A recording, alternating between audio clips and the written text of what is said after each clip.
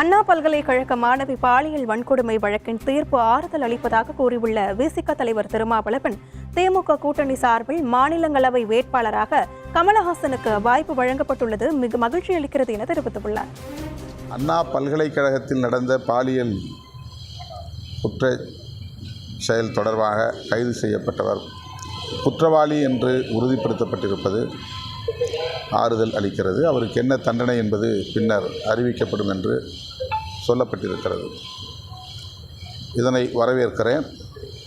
திராவிட முன்னேற்றக் கழகத்தின் சார்பில் மாநிலங்களவைக்கு 4 வேட்பாளர்களை தேர்வு செய்திருப்பது மகிழ்ச்சி அளிக்கிறது. அதில் மக்கள் நீதி மய்யம் தலைவர்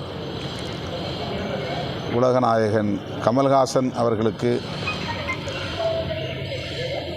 இந்த வாய்ப்பை வழங்கியிருப்பது மகிழ்ச்சி அளிக்கிறது.